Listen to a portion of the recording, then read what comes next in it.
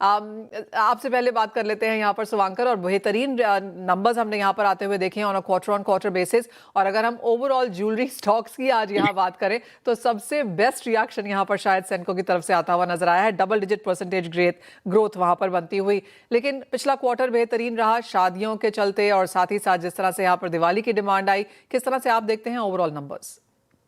देखिए मनीषा जी, हम लोग वही देखे कि ये गोल्ड प्राइस जो अपवर्ड मूड जा रहा है, अपवर्ड ट्रेंड में जा रहा है, तो जो कस्टमर का मूड है वो भी अपवर्ड ही जा रहा है। तो ये गोल्ड के ऊपर, सिल्वर के ऊपर उनका फेथ और ट्रस्ट बढ़ रहा है।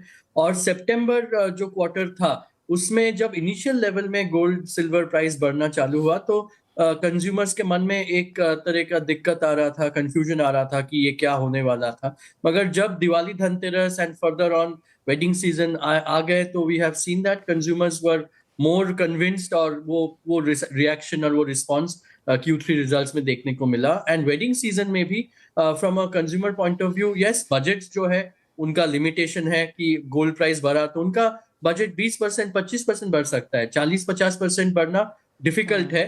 पर हम लोग भी कोशिश किए कि jewellery with in the budget बनाए, और ओल्ड गोल्ड एक्सचेंज को भी अच्छे तरीके से encourage करके कंज्यूमर्स आके 40-45% of the business old gold से हो रहा है। सो यस, वैल्यू वाइज हम लोग देखें कि ऑलमोस्ट 49-50% ग्रोथ हुआ है।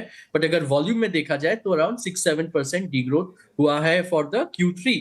और YTD का अगर देखा जाए तो 30-31% ग्रोथ में है, मगर around 11-12% volume wise D growth में है। यही गोल्ड का सिचुएशन है। और सिल्वर में वैल्यू एंड वॉल्यूम, ये एक बहुत अच्छा पॉजिटिव चीज है कि सिल्वर में वैल्यू और वॉल्यूम दोनों में ही ग्रोथ दिख रहा है, और डायमंड में भी वैल्यू और वॉल्यूम दोनों में ही 30-35% ग्रोथ दिख रहा है। डायमंड में 30-35% की ग्रोथ आपने यहाँ पर आते हुए देखी है। सिल्वर में किस तरह की बढ़त है?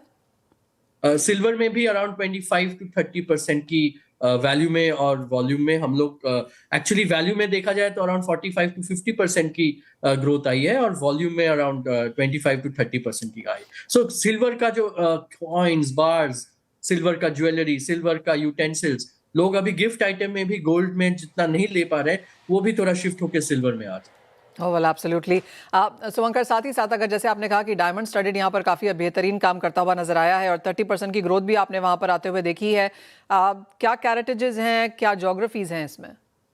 देखिए लास्ट 2-3 महीने में हम लोग धीरे धीरे 9 कैरेट का इंट्रोडक्शन कर रहे हैं, ताकि वो ओके। और डायमंड स्टडेड के साथ चीजों का प्राइसिंग ऐसा रहे कि कंज्यूमर्स गिफ्टिंग या डेली वेयर के लिए यूज कर पाए। 14 कैरेट का भी मैक्सिमम सेल हो रहा है। 18 कैरेट का जो डायमंड ज्वेलरी में सेल है, वो एक लिमिटेड क्वांटिटी में ही हो रहा है, क्योंकि 18 कैरेट का इटसेल्फ प्राइस आपका 1 लाख के ऊपर चला गया। तो लोगों को सोचना पड़ रहा है कि मैं क्या खरीदूं ना खरीदूं इन विद डायमंड्स।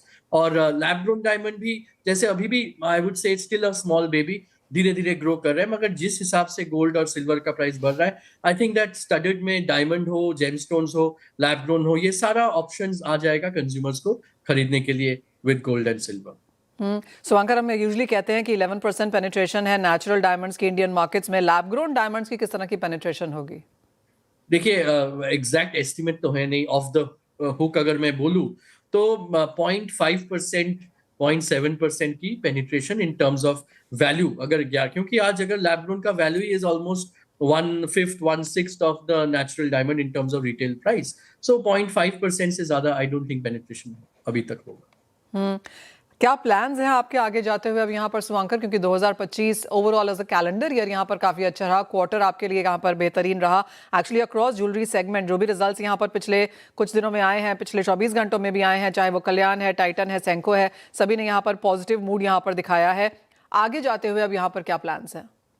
देखिए हम लोग ऑलरेडी ये क्वार्टर में 4 स्टोर्स किए, so we have already opened around 16 stores. Coming quarter में और 3-4 स्टोर्स ओपन करने वाले हैं।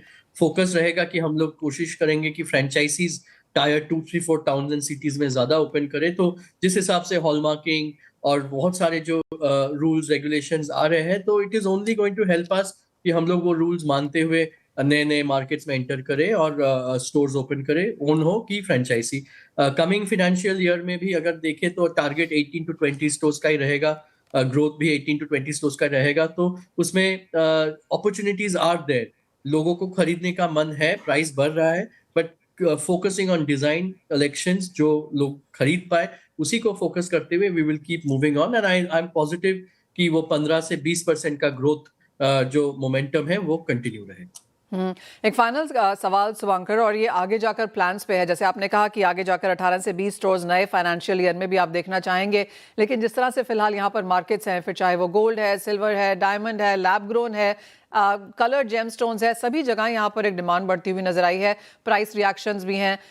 कई बार ये भी सुनने को मिला कि ज्वेलर्स के पास 22 कैरेट की ज्वेलरी बहुत पड़ी थी, लेकिन उतनी डिमांड नहीं है, उसको जाके मेल्ट करना पड़ा, उसको लोअर कैरेटेजेस में बनवाना पड़ा। तो क्लियरली काफी सारे डिसीजंस यहाँ पर आगे जाकर लेने होंगे। तो कहाँ पर बेहतरीन या सबसे ज्यादा इन्वेस्टमेंट, या वो कौन सा सेगमेंट है जो यहाँ पर आपका ज्यादा समय लेगा? नहीं, आई थिंक 22 कैरेट का जो share of the overall sales है आज के दिन भी अराउंड 80 to 83% है। 18, 14, 9 carat is like the new kid on the in the मैंने एंट्री लिया है, सो 9 कैरेट धीरे धीरे बढ़ता जाएगा। 14 कैरेट डायमंड स्टडेड में यूज होता जाएगा।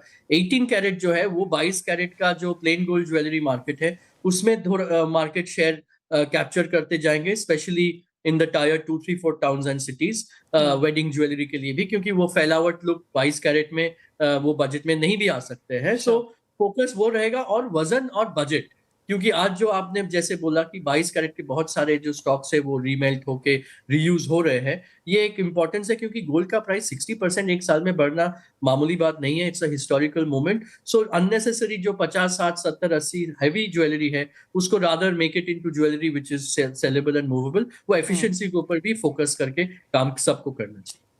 पॉइंट टेकन शुभंकर, बहुत शुक्रिया साथ जुड़ने के लिए, और मेनी कंग्रेचुलेशंस। जिस तरह के रिजल्ट आए हैं और जिस तरह का स्टॉक रिएक्शन हमने यहाँ पर ऑफ कोर्स मार्केट्स में आता हुआ देखा। वंदना, आपसे